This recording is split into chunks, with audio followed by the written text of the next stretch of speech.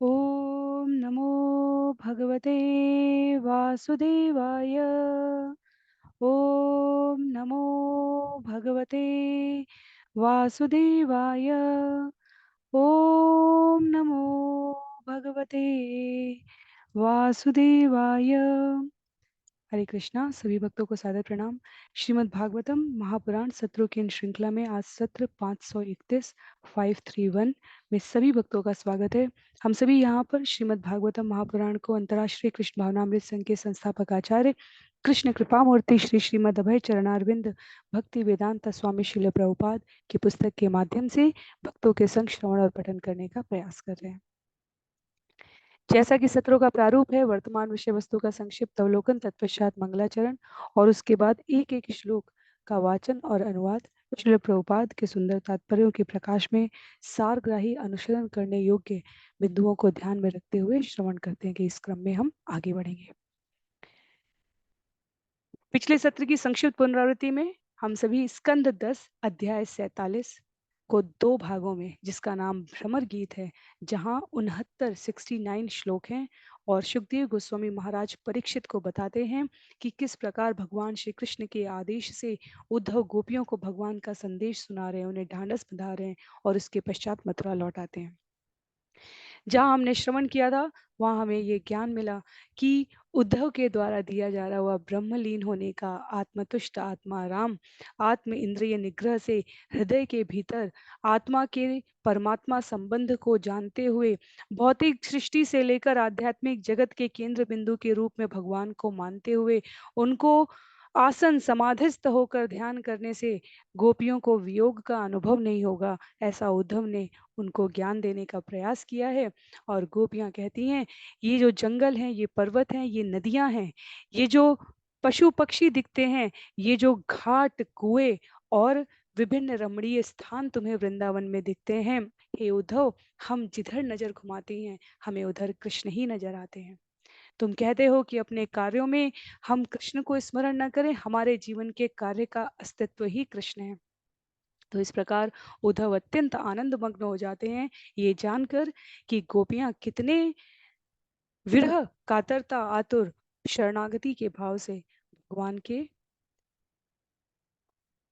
संपूर्ण ज्ञान के कर्म के समन्वय सांख्य अष्टांग जितने प्रकार के योग हो सकते हैं उनके जोड़ को एक केंद्र बिंदु जिसे भक्ति योग कहा गया है वहां पर ले आई है, जहां उनकी इंद्रियां सतत केवल भगवत स्मरण में उनकी प्रसन्नता के लिए उनकी तुष्टि के लिए कार्य करने में संलग्न है। तो इस प्रकार से उद्धव गोपियों के लिए कुछ प्रशंसित शब्दों को निवेदित करेंगे छंदबद्ध तरीके से। सुखदेव गोस्वामी यहाँ महाराज परीक्षित को बताते हुए कहते हैं कि महीनों तक वृंदावन में रहने के बाद गोपियों के इस प्रेममय माधुर्य भाव की पराकाष्ठा को देखकर उद्धव ने कुछ शब्द निवेदित किए जिसे हम आज के सत्र में श्रवण करने का प्रयास करेंगे। तो आरंभ करते हैं मंगलाचरण से। नारायणं नमस्कृत्य नरं चैव नरोत्तमं देवीं सरस्वतीं व्यासं ततो जयमुदीरयेत्। शृण्वतां स्वकथा कृष्ण पुण्यश्रवणकीर्तन यद्यन्तस्थो यभद्राणि विधुनोति सुयत्स्यतां। नष्टप्रायेषु भद्रेषु नित्यं भागवत सेवया भगवत्युत्तमश्लोके भक्तिर्भवति नैष्ठिकी। ॐ अज्ञानतिमिरान्धस्य ज्ञानाञ्जनशलाकया चक्षुन्मीलितं येन तस्मै श्रीगुरुवे नमः।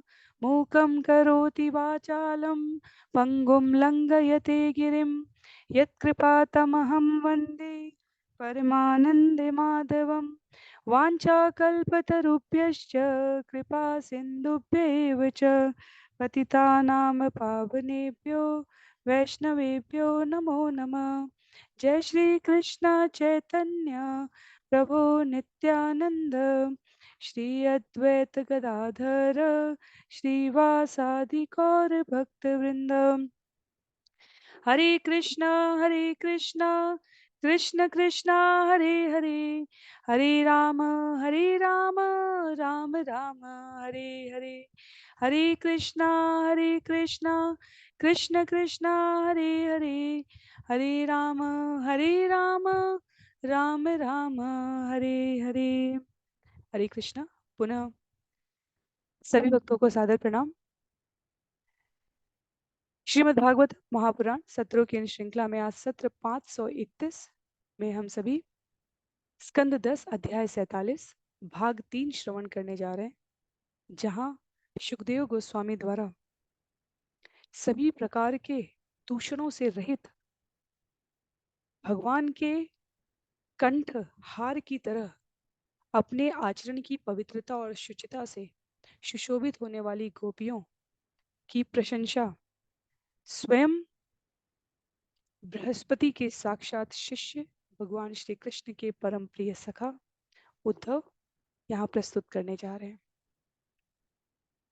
छंद संख्या 61 60 के इस आरंभ में कहते हैं, नायम श्रियोंग उत्नीतांतरते प्रसाद स्वर्योषितां नलिन गंधरुचां कुतोन्या रासोत्सवेस्य भुजदण्डगृहीतकण्ठ लब्धाशिषाय उत्कात् व्रजवल्लभीनाम्। जब कृष्ण रासलीला में गोपियों के साथ नाच रहे थे तो भगवान की भुजाएं गोपियों का आलिंगन कर रही थी। यह दिव्य अनुग्रह न तो कभी लक्ष्मी जी को प्राप्त हुआ, न वैकुंठ की ललनाओं को। निसंदेह कमल के फूल जैसी शारीरिक कांति तथा सुगंध से युक्त स्वर्गलोक की सबसे सुंदर बालाओं ने भी कभी इस तरह की कल्पना तक नहीं की थी। तो फिर उन संसारी स्त्रियों के विषय में क्या कहा जाए जो भौतिक दृष्टि से अतीव सुंदर है। उद्धव यहाँ पर बहुत सारे मानदंडों को जो भौतिक और आध्यात्मिक दृष्टि में भिन्नता से मापे जाते हैं उसको प्रस्तुत कर रहे हैं। उद्धव जिस सौंदर्य के स्तर का उल्लेख कर रहे हैं वो कहते हैं उस दृष्टि से व्रज की गोपियां स्वर्ग की अप्सराओं के समक्ष कहीं नहीं ठहरती। स्वर्ग की अप्सराएं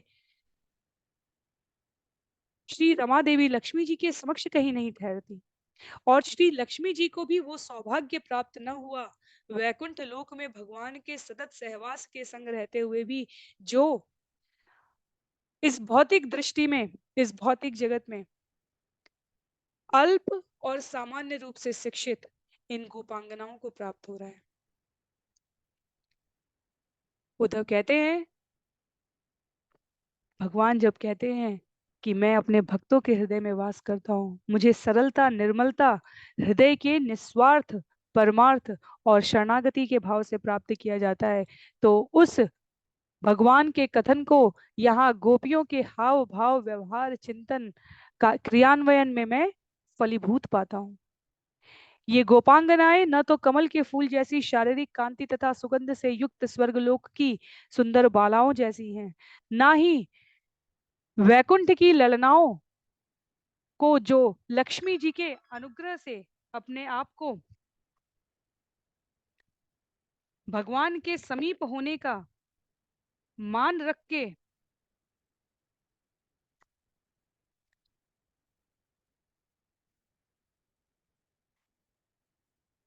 भगवान के सुंदर रमणीक मनोरम शारीरिक सौष्ठव उनके श्रृंगार का दर्शन करती हैं, उनके लिए भी ये कल्पना करना अतीव दुष्कर है जो सहज रूप से इन गोपांगनाओं को व्रज की इन स्त्रियों को प्राप्त हुआ है। श्री विश्वनाथ चक्रवर्ती ठाकुर कहते हैं, अवतारों में श्रेष्ठ भगवान श्री कृष्ण शुद्धता तथा नैतिकता के उच्चतम परम पद पर आसीन है, और इसलिए भगवान की रासलीला का विषय वृंदावन व्रजमंडल में भगवान का गोपियों के संग आहार विहार प्रमोद वास का ये चरित्र कभी सस्ते मनोरंजन के लिए श्रवण नहीं किया जा सकता, क्योंकि शुद्धता और नैतिकता के उच्चतम आसीन पर पद पर आसीन भगवान श्री कृष्ण सामान्य रूप से जिन गतिविधियों के लिए किसी मनुष्य को धिक्कार का पात्र बनना पड़ेगा, सांसारिक आलोचना का पात्र बनना पड़ेगा। वही कृत्य जब भगवान द्वारा घटित होता है तो पीढ़ियों और शताब्दियों, युग पर्यंत तक कवियों, साहित्य के रसिकों, भक्ति योग के मर्मज्ञों के द्वारा छंद में भगवान का स्तुति गान होता है। अपने गोचारण में जंगल में विचरण करते हुए, नन्हे बंदरों के साथ भोजन करने, दही चुराने, अन्य की स्त्रियों को बरगलाने इत्यादि विषय में कार्य करते हुए भी भगवान सबकी प्रशंसा के पात्र रहे हैं, क्योंकि भगवान शुद्धता तथा नैतिकता के उच्चतम परम पद पर आसीन है। सामान्य जन को अपने संग के संबंध से सिंचित करने के इस रस को प्रदान करने के लिए भगवान की आह्लादनी शक्ति, शुद्धता तथा मांगलिकता का भगवान के द्वारा निर्मित मापदंड के समकक्ष अधिकाधिक रूपों में प्रस्तुत होकर भगवान की प्रसन्नता के लिए कार्य कर रही है। तो ये गोपांगनाएं भले ही बाहरी दृष्टि से स्वर्गिक रमणीयता से भरी भरी ना दिखें, ना ही वैकुंठ की लक्ष्मी जी की तरह ऐश्वर्य से युक्त दिखें, पर ये अत्यधिक गौरवान्वित है इस जगत में, क्योंकि ऊपरी तौर पर सामान्य या निम्नतम शिक्षा और आचरण से प्रतीत होने वाली ये ग्वाल बालिने वास्तव में भगवान के संग रासलीला में भगवान की भुजाओं का आलिंगन प्राप्त कर रही हैं। आगे कहते हैं श्लोक संख्या 61 में, आस आसामहो चरणरेणुजुषामहं श्याम वृन्दावने किमपि गुल्मलतौषधीनां यादुस्त्यजं स्वजनमार्यपथं च हित्वा भेजुर्मुकुन्दपदवीं श्रुतिभिर्विमिक्याम्। वृंदावन की गोपियों ने अपने पतियों, पुत्रों तथा अन्य परिवार वालों का साथ त्याग दिया है, जिनको त्याग पाना अतीव कठिन होता है। उन्होंने मुकुंद कृष्ण के चरण कमलों की शरण पाने के लिए सतित्व मार्ग का परित्याग कर दिया, जिसे वैदिक ज्ञान द्वारा खोजा जाता है। ओ, मैं वृंदावन की इन झाड़ियों, लताओं तथा जड़ी बूटियों में से कोई एक भी होने का सौभाग्य प्राप्त करूं, क्योंकि गोपियां उन्हें अपने चरणों से रौंदती हैं और अपने चरण कमलों की धूल से उन्हें आशीर्वाद देती हैं। सुखदेव गोस्वामी भगवान और भगवान की लादिनी शक्ति के विस्तार स्वरूप श्रीमती राधा रानी और अन्य गोपियों के भाव को अत्यधिक संयमित रूप से यहाँ अपने भावों को अत्यंत गांधीर्य के साथ धारण करते हुए परीक्षित महाराज को सुनाते हैं, क्योंकि परीक्षित महाराज के पास केवल 7 दिन का समय था, जिसमें से 4 से 5 दिन प्रथम 9 स्कंद सुनाने में चले गए थे, और ये देखने के लिए कि परीक्षित महाराज की कितनी दृढ़ता है भगवान की कथा श्रवण करने में, क्योंकि पूर्ण समर्पण के साथ भगवान के सतत चिंतन मनन में बिताया गया एक क्षण भगवान से मिला देने के लिए पर्याप्त है।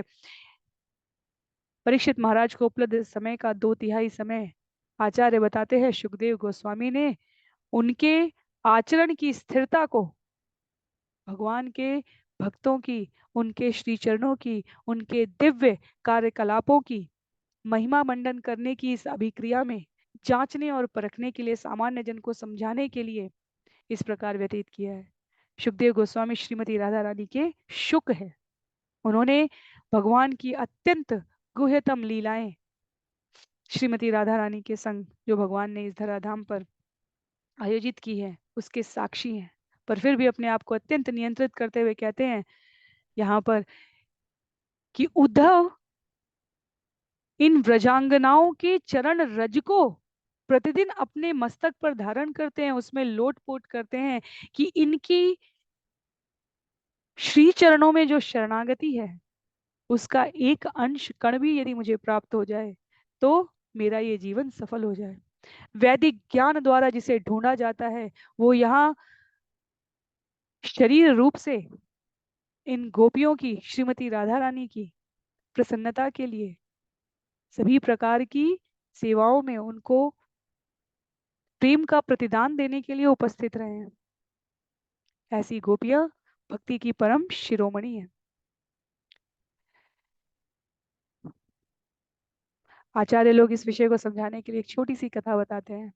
जब कलयुग का आरंभ हुआ तो नारद मुनि ने देखा कि करोड़ों लोग कुंभ में स्नान करने जाते हैं, लाखों लोग चारों धाम की यात्रा पे जाते हैं, हजारों लोग रामेश्वरम, द्वारका, वृंदावन, मथुरा, वाराणसी, काशी, गया जैसे स्थानों पर जाते हैं। तो वो अत्यधिक प्रसन्न हो गए कि मैंने तो सोचा था कलयुग अत्यधिक पाप का युग है, पर यहाँ तो इतने सारे धार्मिक, वेदों का अनुपालन करने वाले प्राणी उपस्थित हैं। तुरंत दौड़कर, क्योंकि नारद मुनि तो केवल और केवल परमार्थ के लिए अपना जीवन न्यौछावर करते हैं, तो दौड़कर भगवान के पास वैकुंठ जाते हैं और कहते हैं, भगवान, यदि मैं किसी की संस्तुति करूं, मैं किसी के लिए सर्टिफिकेट इशू करूं, मैं किसी की आपको प्रस्तुत करूं कि ये आपका भक्त है, तो आप उसे वैकुंठ में आने देंगे या नहीं? भगवान ने कहा, नारद मुनि, तुम शुद्ध भक्त हो, तुम जिसको लेकर, तुम भक्ति की परीक्षा, तुम उनके शुद्धिकरण की, उनके समर्पण की परीक्षा करके जिसको भी लेकर आओगे वैकुंठ में, उन सबके लिए मेरा द्वार खुला हुआ है। नारद मुनि बड़ी शीघ्रता से वापस जाते हैं। कहीं कुंभ के मेले में इकट्ठे लोगों के पास जाकर कहते हैं, जहां करोड़ों की भीड़ थी, कहते हैं, वैकुंठ जाने का फ्री टिकट मिला है। कुछ कहते हैं, अभी तो हमारा विवाह नहीं हुआ है। कुछ कहते हैं, अभी तो विवाह हुआ है पर संतान नहीं हुई है। कुछ कहते हैं, संतान हुई है पर अभी बहुत छोटी है, अभी कैसे जा सकते हैं वैकुंठ? नारद महाराज, आपका तो घर बार परिवार नहीं है और आपको व्यवहारिक समझ भी नहीं है। ये हमारे उत्तरदायित्व है, ये हमारे कर्म है, ये हमारा पुरुषार्थ है, हम इसे छोड़ के वैकुंठ नहीं जा सकते। करोड़ों की भीड़ से लाखों वाले जगह पे गए, वहां पर भी यही उत्तर सुनने को मिला। हजारों की भीड़ में गए, वहां भी यही उत्तर सुनने को मिला। पहुंचते पहुंचते कई सौ, कुछ तीर्थ स्थानों पर जो उपस्थित थे उनके समीप जाकर कहते हैं, वैकुंठ जाने का मार्ग प्रशस्त हो चुका है, भगवान के यहाँ से मैं सीधे न्योता लेकर आया हूँ, आप में से जो भी चलना चाहें उन सबको मेरा आवाहन है। ढूंढते ढूंढते ढूंढते एक वृद्ध व्यक्ति मिला, जो कहता है कि, जिसको नारद मुनि पहले कहते हैं, आपका विवाह हो चुका है, आपकी संतान हो चुकी है, आपकी संतान को संतान हो चुकी है, अब आपके पास ये सुयोग है कि आप वैकुंठ चल सकते हैं। बूढ़ा व्यक्ति राजी हो गया, और जैसे ही चलने को हुआ उसने पूछा, कितने दिनों के लिए चलना है, क्योंकि अभी तो मेरी संतान की संतान का विवाह बाकी ही है, वो अकेले सब कैसे व्यवस्थित करेगा? एक पीढ़ी में तो मुझे दिखाना पड़ेगा कि विवाह के लिए कैसे तैयारियां की जाती हैं। तो कथा ग्राम्य कथा के रूप में सत्य है, असत्य है, या शिक्षा देने के अनुसार विद्वत जनों द्वारा रची गई है। सार ये है कि कर्मकांड के इस जगत में यदि साक्षात भगवान की ओर से न्योता आ भी जाए, तो हम में से कितने लोग मानसिक और व्यवहारिक रूप से मृत्यु का वरण करके भगवत धाम जाने की शीघ्रता में प्रतिदिन आकुल और व्याकुल हो रहे हैं। अपने हृदय की ईमानदारी से हमें ये प्रश्न करना चाहिए, हम में से कितने प्रतिदिन प्रतिक्षण इस बात के लिए तैयार हैं कि हाँ, हम आत्मा और परमात्मा का संबंध समझ चुके हैं, और जब भगवान निमंत्रण देंगे तब हम जाने के लिए प्रस्तुत हैं। हमारा जो भक्ति का लेखा जोखा है वो इतना मजबूत और भारी है कि यमदूत तो हमारे निकट आ ही नहीं सकते। ये विचार करने की बात है। ये उदाहरण मैंने इसलिए दिया क्योंकि यहाँ पर उद्धव कहते हैं अनुवाद में, अपने पतियों, पुत्रों तथा अन्य परिवार वालों का उन गोपियों ने त्याग कर दिया है जिनको त्याग पाना अति कठिन होता है। यहाँ तक कि कृष्ण के चरण कमलों की शरण पाने के लिए अपने सतित्व मार्ग का परित्याग कर दिया है, जिसे वैदिक ज्ञान द्वारा खोजा जाता है। तो वास्तव में हर योग एक निश्चित प्रकार की मानसिक अवस्था से गुजरने वाले प्राणियों के लिए बनी है। पशु योनि से हम श्रेष्ठ समझ सके इसके लिए सकाम कर्म बताया गया है, सकाम कर्म से थोड़ा ऊपर बढ़े तो कर्म योग बताया गया है, कर्म योग से ऊपर बढ़े हम तो सांख्य निष्काम ज्ञान योग बताया गया है, और इन सबके ऊपर बढ़ते हैं तब भक्ति योग आता है। जहाँ कर्मकांड निरर्थक हो जाए, जहाँ वैदिक शुष्क ज्ञान किसी महत्व का ना रह जाए, जहाँ जीव की हर श्वास में पूर्ण परमेश्वर की उपस्थिति के अतिरिक्त और किसी बात का बोध न रह जाए, वहां सतित्व, परिवार का नियम, संयम, शरीर से संबंधित अन्य अनेकानेक कर्तव्य गौड़ हो जाते हैं, और गोपियों ने उस अवस्था को प्राप्त किया है। तो एक पूर्ण वैष्णव की उदारता की जो मनोवृत्ति है, उद्धव इसे यहाँ पर व्यक्त करते हैं। अत्यधिक तृणादपि शुनिचेन, कहते हैं ऐसी गोपियों की चरण रज यदि मुझे मिल जाए, वो झाड़ी, वो लता, वो औषधि जिसके ऊपर से गोपियों ने अपने चरण रखे हों, ऐसे तो ये गोपियां मुझे आशीर्वाद देने के लिए कभी तैयार नहीं होंगी। पर यदि मैं एक पौधे के रूप में जन्म ले लूं और ये गोपियां अपने कार्यों को कृष्ण की याद में सोचते हुए करते हुए जा रही हों, और तब मेरे ऊपर अपने चरण रख दें, तो ऐसी अहेतुकी की कृपा मिल जाए कि उसके पश्चात इस जगत में कुछ और पाने के लिए शेष नहीं रहेगा। आगे गोपियों के सुंदर चरित्र की प्रशंसा करते हुए कहते हैं उद्धव, यावे श्रियार्चितमजादिभियाप्त कामे योगेश्वरे पियदात्मनिरास गोष्ठ्याम कृष्णस्य तद्भगवतः चरणारविन्दम् न्यस्तं स्तनेषु विजहु परिरंभतापम। स्वयं लक्ष्मी जी तथा ब्रह्मा एवं अन्य सारे देवता जो योग सिद्धि के स्वामी हैं, भगवान श्री कृष्ण के चरण कमलों की पूजा अपने मन के भीतर ही कर सकते हैं। किंतु रास नृत्य के समय कृष्ण ने तो इन गोपियों के स्तनों पर अपने चरण रखे, और गोपियों ने उन्हीं चरणों का आलिंगन करके सारी व्यथाएं त्याग दी हैं। जहाँ ब्रह्मा जी को सृष्टि के निर्माण के लिए जन्म प्राप्त हुआ था, स्कंद 2 में हमने श्रवण किया था, हजारों युग बीत गए, ब्रह्मा जी जिस कमल नाल से उनकी कमल की पंखुड़ियों पर वो उपस्थित हैं, उस कमल नाल में वापस भीतर गमन करते चले जाते हैं, पर उन्हें उसका केंद्र नहीं मिलता। अनेकों बार देवताओं की सहायता के लिए ब्रह्मा, शिव, इंद्र इत्यादि देवता इकट्ठे होकर भगवान का जब ध्यान करते हैं, स्मरण करते हैं, तो उन्हें आकाशवाणी सुनाई देती है। किसी अन्य अवसर पर ब्रह्मा जी के हृदय में उपस्थित होकर भगवान उनको मार्गदर्शन करते हैं, और ब्रह्मा जी वो मार्गदर्शन देवताओं को बताते हैं। कहते हैं उद्धव कि ये जो योग सिद्धियों से युक्त इस 14 भुवन के लोकों के अधिपति नियुक्त स्वामी भगवान के विशेष पार्षद के रूप में उपस्थित देवतागण हैं, इनको भी वो सुयोग नहीं प्राप्त होता। महादेव तक वृंदावन में आयोजित होने वाली रासलीला में गोपी बनकर गोपेश्वर महादेव की जय दर्शन कर आज भी किया जाता है। भगवान शिव का गोपी श्रृंगार होता है भगवान का। तो रासलीला परम शुद्ध, परम आकर्षक, परम उच्च और परम सम्माननीय है। योग माया वृंदावन में कई रूपों में रहती है।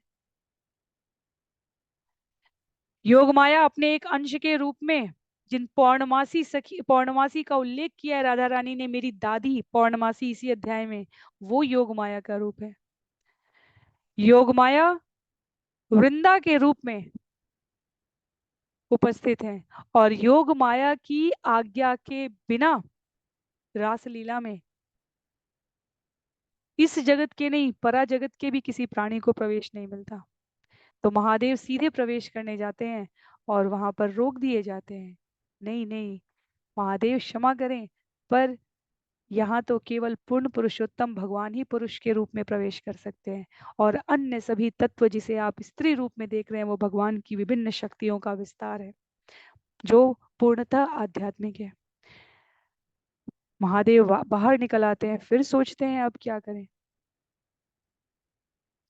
फिर योग माया से कई बार के प्रयास के पश्चात प्रार्थना करते हैं, अब आप ही मार्ग दें। और तब पौर्णमासी ने उनका सुंदर श्रृंगार किया है, और कहते हैं यहाँ पर उद्धव कि ये बड़े बड़े भुवन के लोकों के स्वामी भी भगवान के चरण कमलों की पूजा अपने मन के भीतर कर पाते हैं, पर कितना सहज, सरल और प्रेम से परिपूर्ण संग प्रदान किया है भगवान ने इन गोपियों को। और गोपियां उन चरणों का आलिंगन करती हैं जो भगवान गोपियों के वक्षस्थल पर रखते हैं। सारी व्यथाओं का त्याग करने वाले इस परम अद्भुत वृत्तांत को सुनने वाले जीव जो शुद्ध भाव से हृदयस्थ कर सके, उनको इस जन्म में और जन्म जन्मांतर में कभी किसी व्याधि का, कभी किसी व्यथा का अनुभव नहीं होता। कहते हैं श्लोक संख्या 63 में, वंदे नंदव्रजस्त्रीणाम पादरेणुमभीक्षणश यासां हरिकथोद्गीतम् पुनाति भुवनत्रयम्।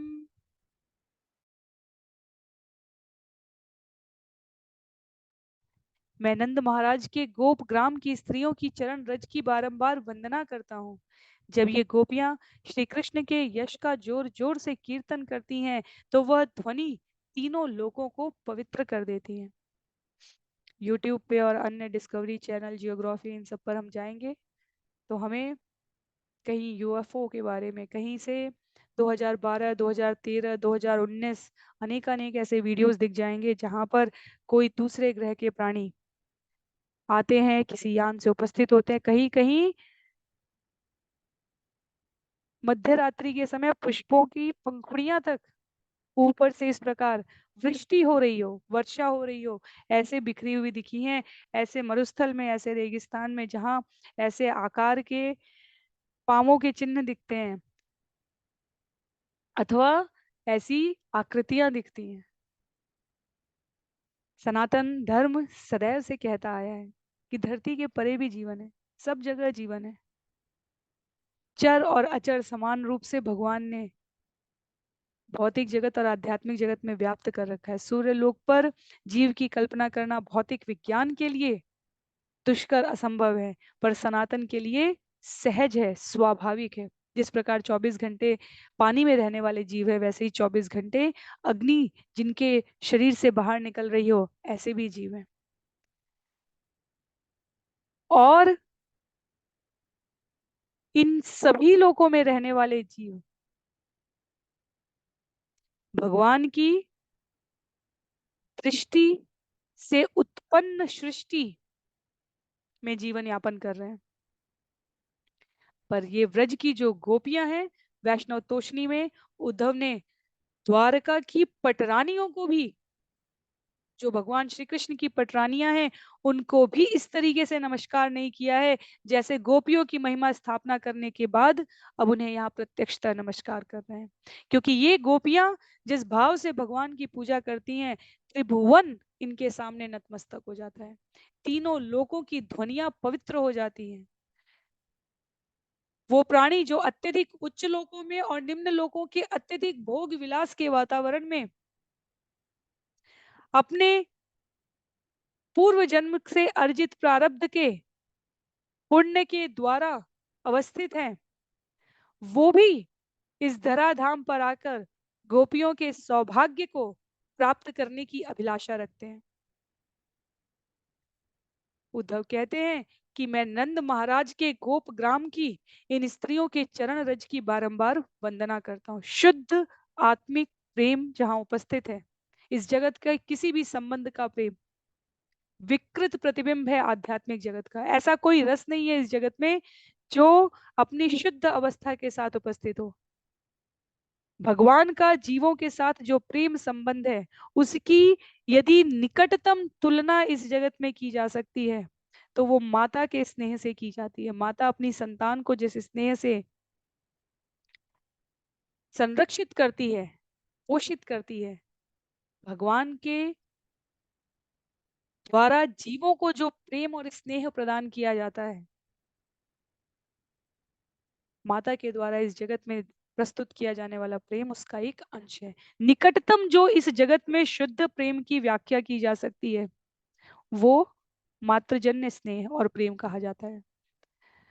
उसके पश्चात पिता का स्नेह, गुरु का स्नेह, संबंधियों का स्नेह, ये सब आता है। कहने का भाव यहाँ पर यह है कि जब यहाँ प्रेम शब्द की प्रस्तुति की जा रही है उद्धव के द्वारा भगवान गोपियों के प्रति या गोपियां श्री भगवान के प्रति, तो वो शुद्ध आध्यात्मिक जगत के प्रत्यक्ष रस का वो संबंध है जिसको हम इस जगत के किसी भी संबंध के समकक्ष नहीं रख सकते। तो सुंदर 4-5 श्लोकों में उद्धव ने स्मरण किया है, गोपियों की प्रशंसा भरी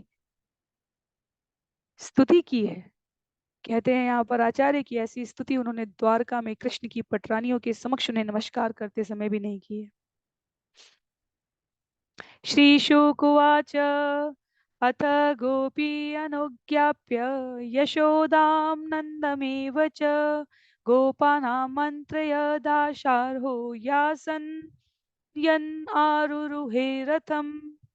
सुखदेव गोस्वामी ने कहा, तत्पश्चात दशारह वंशी उद्धव ने गोपियों तथा माता यशोदा एवं नंद महाराज से विदा होने की अनुमति ली है।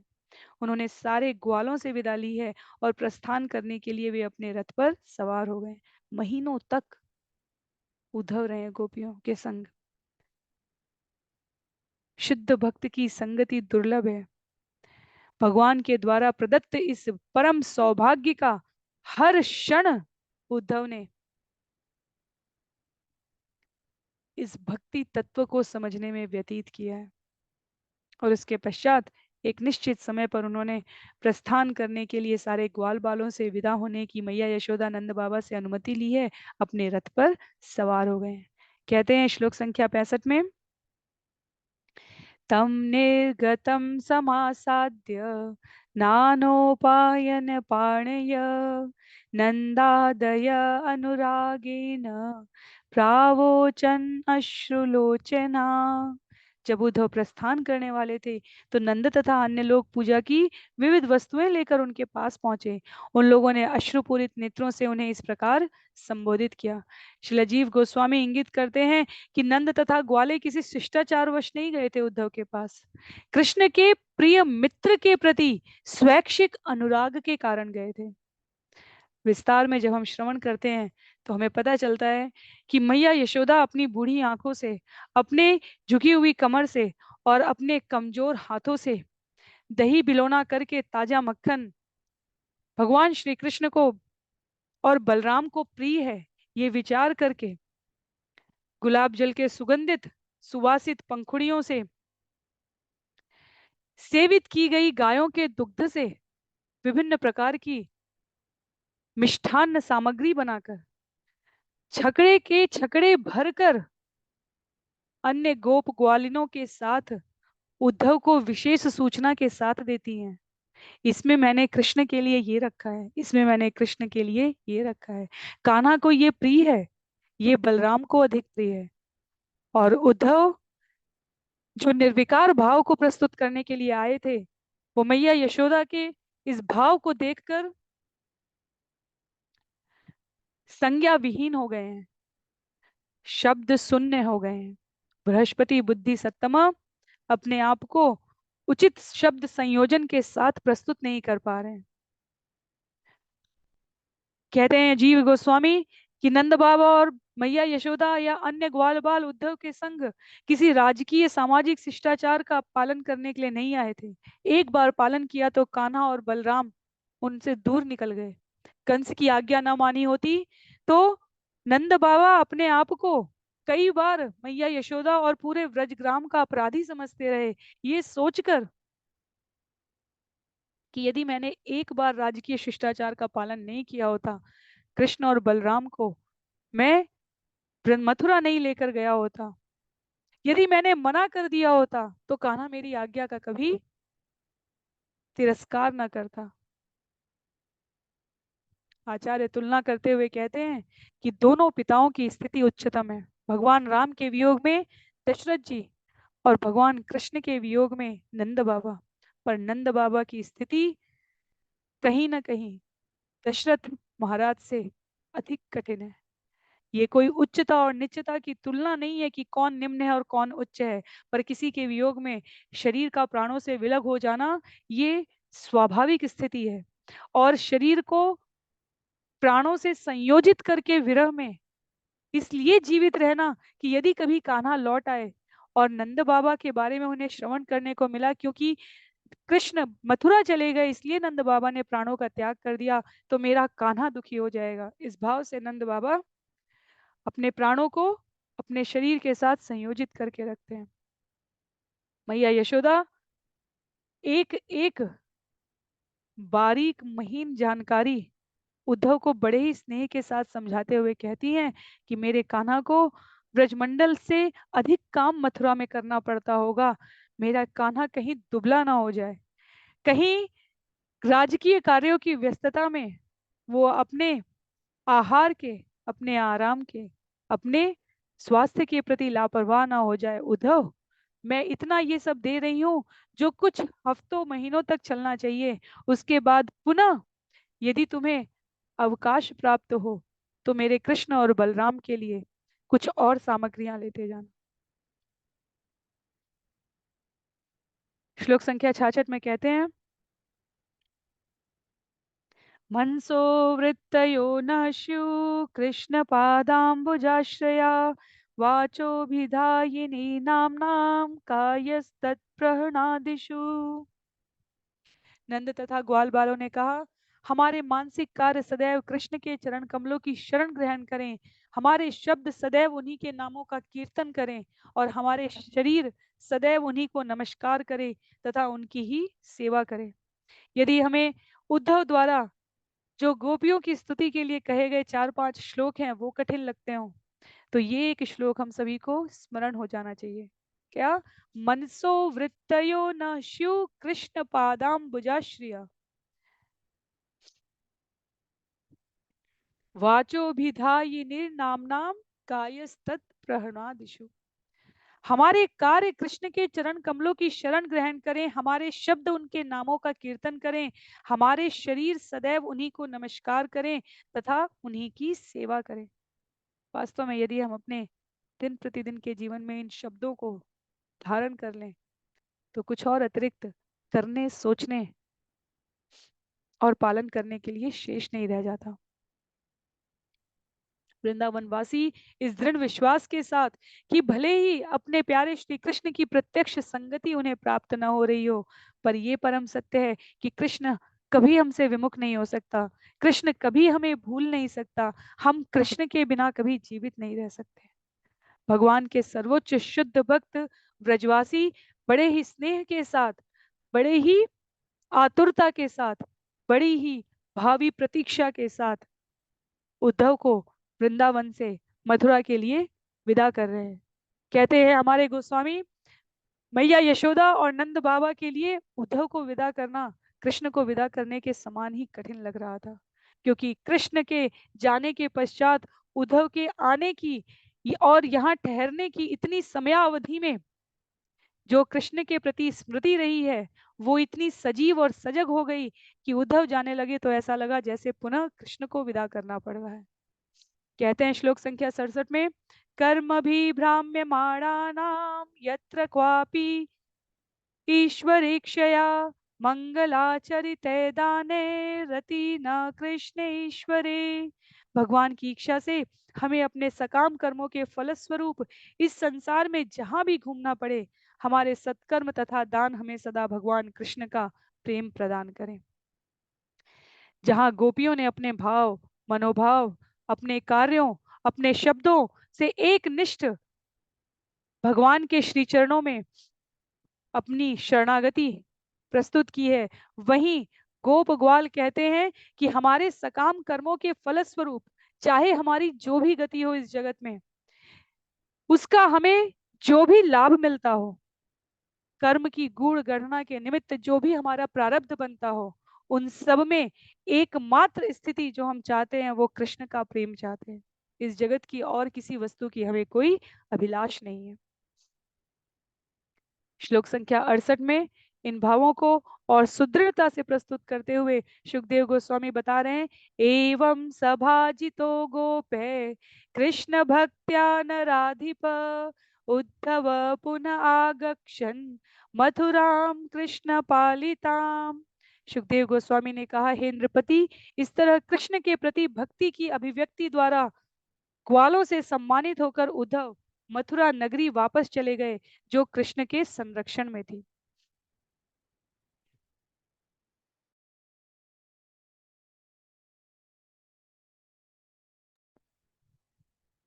सुखदेव गोस्वामी का कथन है कि जहां न उद्धव व्रजमंडल छोड़ना चाहते थे, न ग्वाल बाल उन्हें जाने देना चाहते थे, पर कृष्ण के प्रति भक्ति की इस अभिव्यक्ति को स्वयं सबसे पहले कृष्ण को जाकर सांत्वना प्रदान करने का भाव आते ही उद्धव ने सबको समस्त भावों के साथ अंगीकार करते हुए उनका ये विदाई समारोह स्वीकार करते हुए मथुरा नगरी को वापस प्रस्थान किया है, क्योंकि श्री कृष्ण वहां पर अपनी आगामी दिव्य लीलाएं प्रदर्शित करने जा रहे हैं और उद्धव की उपस्थिति आवश्यक है। भगवान की योजना में सहायक भक्त उनके संग नरक अनुगामी बनने में भी संकोच नहीं करता है। अंतिम श्लोक में इस अध्याय के कहते हैं सुखदेव गोस्वामी, कृष्णाय प्रणिपत्याह भक्त्युद्रेकं व्रजौकसाम वसुदेवाय रामाय राज्ञे चोपाय नान्यदात्। गिरकर प्रणाम करने के बाद उद्धव ने कृष्ण से व्रजवासियों की महती भक्ति का वर्णन किया। उद्धव ने इसका वर्णन वसुदेव, बलराम तथा राजा उग्रसेन से भी किया और उन्हें वे वस्तुएं भेंट की जिन्हें वे अपने साथ लेकर आए थे। महीनों बिताया गया उद्धव का समय जीवन पर्यंत वृंदावन की याद को उनके मस्तिष्क में अक्षुण्ण रखता है। उद्धव जिधर देखते, जिस कार्य में अपने आप को संलग्न करने को सोचते, कभी ग्वाल बालों के चरित्र से, कभी गोपियों के कथन से, कभी नंद बाबा और मैया यशोदा के द्वारा प्रदत्त अनुराग से अपने आप को सदैव पोषित, सिंचित, आप्लावित पाते। कभी उग्रसेन से, कभी वसुदेव से, कभी बलराम से, कभी स्वयं एकांत में अपने आप को उस पूरी समयावधि का पुनरावलोकन कराते उद्धव, और इस पूरी प्रक्रिया के द्वारा ब्रजवासियों द्वारा प्रस्तुत की गई महती भक्ति को पुनः पुनः और पुनः अपने हृदय में जीवंत रखते। उद्धव भगवान के कितने निकटस्थ है, इसका परिचय हमें इस पंक्ति से भी प्राप्त हो सकता है कि अपने अन्यतम अत्यंत गुह्यतम भावों को प्रेषित करते हुए और उसकी पुनः सूचना प्राप्त करने के लिए भगवान ने उद्धव को वृंदावन जाने के लिए चुना है। और जब भगवान इस धरा धाम से गमन कर रहे हैं, तब भी उनके अंतिम उपस्थित स्वजनों में उद्धव उनके समीप रहे। उद्धव की भगवान श्री कृष्ण की ब्रजमंडल के बाहर की इन लीलाओं में आगे महती भूमिका रहेगी। आचार्यों के अनुग्रह से, श्रील प्रभुपाद के मार्गदर्शन में हम सभी अगले अध्याय में, अध्याय 48, जिसका नाम है कृष्ण द्वारा अपने भक्तों की तुष्टि, इसे हम सभी श्रवण करने का प्रयास करेंगे। यहाँ अध्याय 47 समाप्त हो रहा है।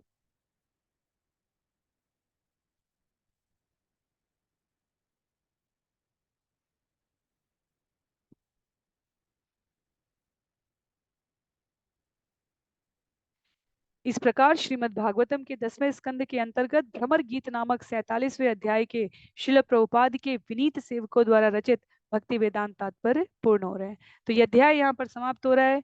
हम सभी भगवान के श्री चरणों में उद्धव द्वारा दर्शित, ब्रजवासियों द्वारा प्रदर्शित भक्ति के इस भाव को स्मरण करते हुए, मनन करते हुए अपने जीवन के क्रियान्वयन में किंचित मात्र भी प्रवेश करा पाए, ऐसी भक्तों के संग में गुरु के अनुग्रह से, आचार्यों के मार्गदर्शन में अपने आप को प्रस्तुत करने के लिए निवेदित करें। इस भाव के साथ